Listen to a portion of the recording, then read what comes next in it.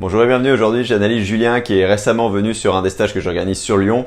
Julien il a une nage qui est plutôt en stress, pourquoi? Parce que ses battements il bouge beaucoup les jambes et du coup ça le fait dépenser beaucoup d'énergie et s'essouffler assez rapidement. Il faut qu'il se calme, il faut qu'il trouve en fait un bon point d'équilibre pour la bonne horizontalité et pour utiliser moins ses jambes et je te livre tout de suite ses points techniques prioritaires dans l'analyse qui suit.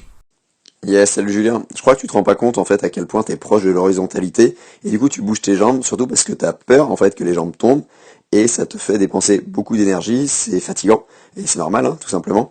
Et ça sent que t'es contracté. Pourquoi? Et bah tout simplement parce que tu vois, t'as les doigts aussi qui sont très resserrés au maximum et ça te détendrait vraiment tout ton corps. Tu pourrais nager plus facilement. C'est ce que j'ai ressenti sur le stage. Mais du coup, on va partir de cette nage là pour fixer ça à 100% parce que le faire sur le stage et le ressentir c'est bien. Et ensuite, le bosser encore plus derrière pendant quelques semaines, c'est encore mieux pour réussir vraiment à l'ancrer dans ta nage.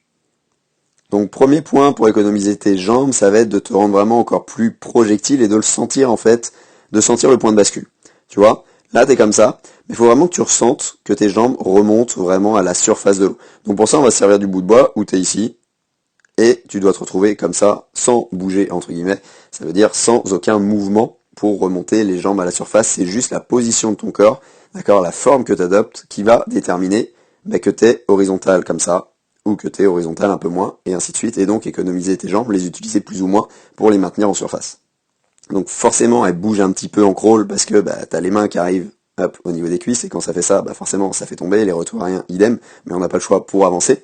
Donc en fait, faut se gérer par rapport à ça, mais déjà le ressentir, on va dire en mode statique, et ça va être super important. Donc 2 points super importants dans la nage que tu arrives à faire à un certain moment, rester auto-grandi le plus possible, loin devant, loin derrière, comme ça Archimède fait son boulot sur encore plus de points, plus t'es grand, plus tu gagnes des centimètres devant derrière, mieux c'est pour l'horizontalité. Et le deuxième point, ça va être quoi? De chercher vraiment à rester immergé. Là, t'es pas loin de le faire, t'es pas à 100% du temps quand le bras rentre devant, ça a tendance à remonter, et on cherche vraiment à garder cette eau qui coule sur la nuque tout le temps, malgré les entrées de bras, malgré les accélérations. D'accord? Et notamment, du coup, l'accélération, ça va être le deuxième point. Un point qui aide aussi à être plus horizontal dans la sensation en tout cas, parce que c'est là où tu sens que l'eau coule vraiment sur ta nuque en finissant de pousser plus fort, parce que là t'es trop gentil, même si t'étais à vitesse ralentie, tu vois, là t'as accéléré, mais c'est pas le cas tout le temps, et du coup faut vraiment mettre le focus là-dessus, comme on l'a fait sur le stage, et jusqu'au bout, tu vois, pousser en accélération, ok, mais on va chercher la cuisse, on va pas chercher que le maillot de bain. Donc l'idée c'est vraiment que tu ailles en contact, ici, je vais venir avec les doigts relâchés sur le deuxième point, jusqu'au bout, là, ça se voit, tu peux aller chercher beaucoup plus loin.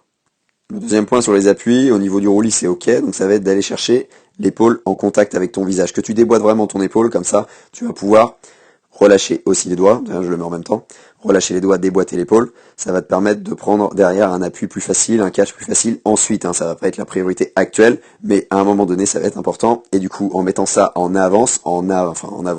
mettant ça avant, d'accord, c'est un Lego que tu dois mettre avant, et tout de suite, ça sera plus facile derrière de construire une prise d'appui, et donc d'avoir encore plus de propulsion. Le dernier point, il va être sur l'inspiration.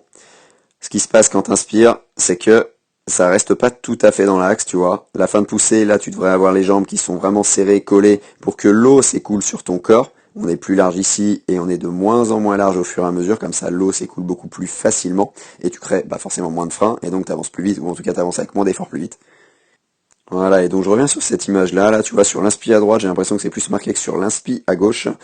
T'as le corps qui part légèrement par ici. Bon là c'est pas autant que la flèche, mais tu vois l'idée.